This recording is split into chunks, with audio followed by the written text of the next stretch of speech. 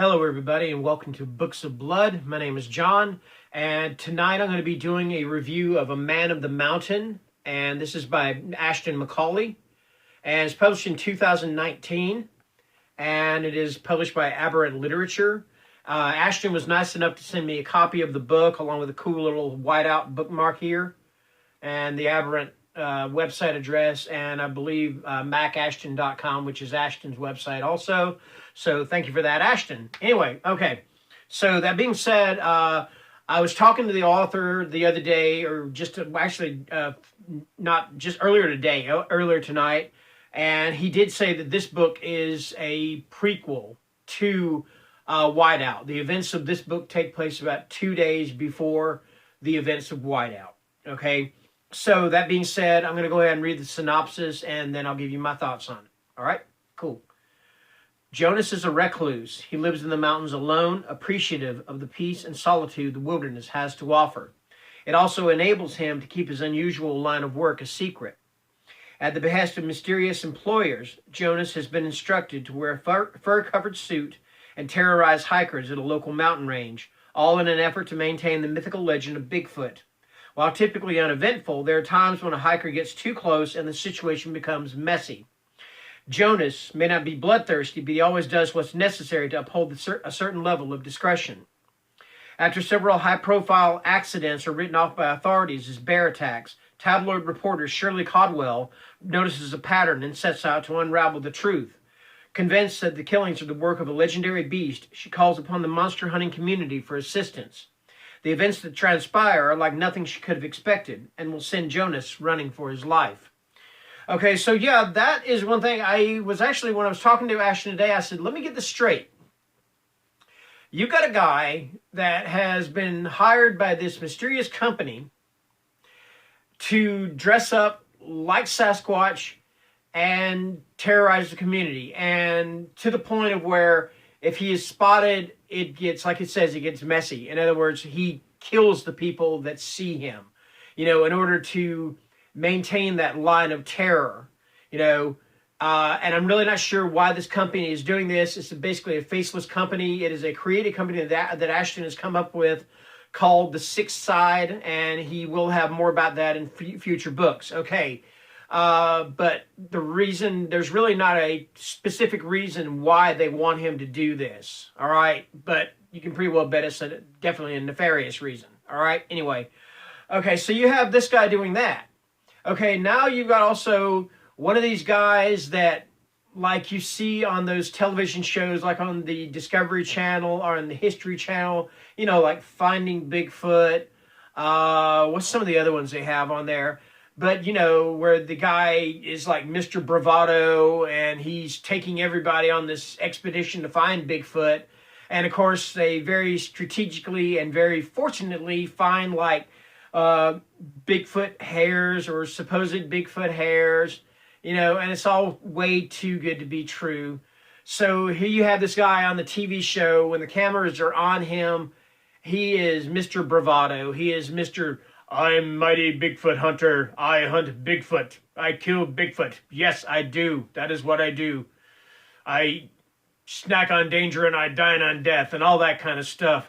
Anyway, but when the cameras are off, for lack of a better word, he's a wimp, okay? So you have this guy in the Bigfoot costume and this guy that's the supposed Bigfoot hunter, and they're going to clash. And the one thinks he's going to even make his legend, this Bigfoot legend, even bigger by killing this guy. And this guy has the intention of killing a Bigfoot, or probably having somebody do it for him, while he's off sipping, margaritas or something like that. Okay. All right. And throw into that the mix of the tabloid reporter Shirley, who you find out that someone very close to her was more than likely killed by this guy dressed as Bigfoot. All right. So, and then let's throw in Nick Ventnor. You remember Nick? I did the review of Whiteout. A little bit of an asshole, but he's, anything for a glass of bourbon kind of guy or a glass of whiskey kind of guy, he'll take on a job. So he knows that this guy Rick Manson, this supposed Bigfoot hunter, he knows the guy's pretty much a phony. He knows he's full of crap.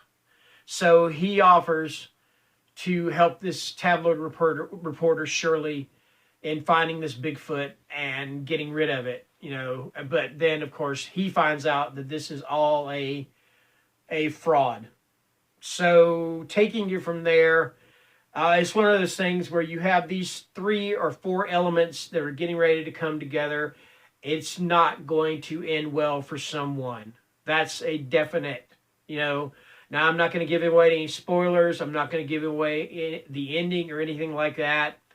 But the expression "shit gets real" is a good way of looking at the finale of this book. Now, when I reviewed Ashton's book, Whiteout, I gave it 3 stars. And the main reason is because, like I said, it is an adventure novel more than it is a horror novel, you know. So it's not horror adventure, it's adventure horror, and very little horror, but that's okay. With this, I likened Whiteout to basically like eating prime rib, okay? And so that's how I look at it, all right? And so with that being said, I give A Man of the Mountain 4.5 stars, because cutting down the length of the book, it's basically like he trimmed the fat, and it makes for a much more palpable story, a much more exciting story, and you get the impression that there's not, you know, there's no filler. He's not added any filler into it, all right? No added preservatives, if you want to say it like that, okay? So yeah, like I said, I give it a 4.5 star rating. Now on Goodreads, I give it 4 stars, but I did say that up at 4.5. And I did really enjoy the fact that he added in Nick Ventnor and made this a Nick Ventnor adventure more so than this guy Jonas or this guy Rick Manson, because truth be known, both of those 2 characters to me were completely reprehensible, you know. Yeah, Nick, he's an asshole, that's for sure, but he's kind of a cool asshole, you know what I mean? All right, so yeah, that's my review of A Man of the Mountain, 4.5 stars, and that's going to do it for tonight for my review. And as you can see, I have changed the name of my channel. It is now called Books of Blood. It is no longer Written in Blood. Let me know how you guys think of that, what you guys think of that. And I know there's probably going to be some people out there going, "Oh, you're copying Clive Barker." Actually, you know what? I like to look at it the same way that Marie McWilliams looks at it when I told her I was thinking about it, because that's one thing I was afraid of, that people would say, "Oh, I was copying Clive Barker." She said, "I see it more as an homage," and that's exactly what it is. So that's it. Anyway, stay safe, stay healthy, stay home. We're all in this together, separately. But anyway, good night, and have a great weekend, or enjoy the rest of your weekend.